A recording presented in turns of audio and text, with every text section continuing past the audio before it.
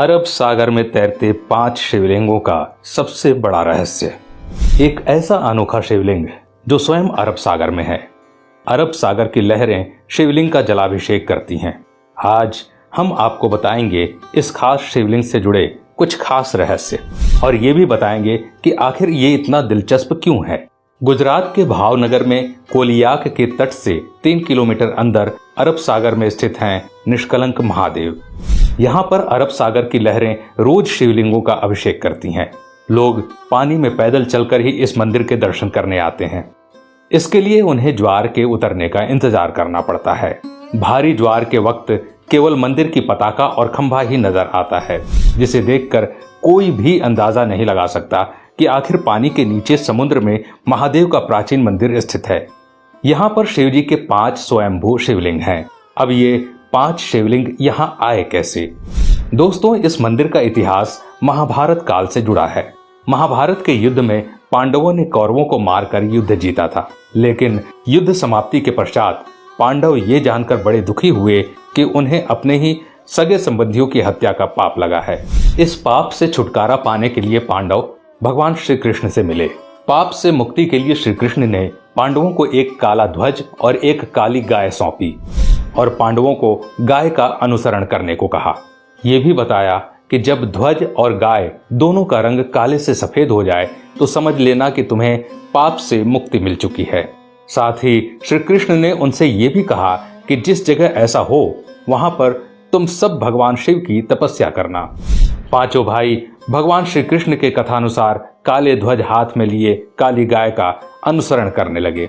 इस क्रम में वो कई दिनों तक लगभग हर जगह से गुजरते रहे, लेकिन गाय और ध्वज का रंग नहीं बदला। लेकिन जब वो वर्तमान गुजरात में स्थित कोलियाक तट पर पहुंचे तो गाय और ध्वजा का रंग एकदम से सफेद हो गया। इससे पांचों पांडव बहुत खुश हुए और वहीं पर उन्होंने भगवान शिव का ध्यान करते हुए तपस्या करना शुरू कर दिया। भगवान भोलेनाथ ने उनकी तपस्या से खुश होकर पांचों भाइयों को लिंग के रूप में अलग अलग दर्शन दिए। वो पांचों शिवलिंग अभी भी वहीं स्थित हैं। पांचों शिवलिंग के सामने नंदी की प्रतिमा भी है और पांचों शिवलिंग एक वर्गाकार चबूतरे पर बने हुए हैं। ये कोलियाक समुद्र तट से पूर्व की ओर 3 किलोमीटर अंदर अरब सागर में स्थित है। इस चबूतरे पर एक छोटा सा पानी का तालाब भी है, जिसे पांडव तालाब कहते हैं। श्रद्धालु पहले इसमें अपने हाथ पांव धोते हैं और फिर शिवलिंगों की पूजा अर्चना करते हैं, क्योंकि यहाँ आकर पांडवों को अपने भाइयों के कलंक से मुक्ति मिली थी। इसलिए इस खास मंदिर का नाम भी निष्कलंक महादेव मंदिर है। भादो महीने के अमावस को यहाँ पर मेला लगता है, जिसे भाद्रवी भी कहा जाता है, और अमावस्या के दिन इस मंदिर में भक्तों की विशेष भीड़ रहती है। हालांकि पूर्णिमा और अमावस्या के दिन ज्वार अधिक सक्रिय रहता है, फिर भी श्रद्धालु उसमें उतर कर जाने का इंतजार करते हैं और भगवान शिव के दर्शन करते हैं।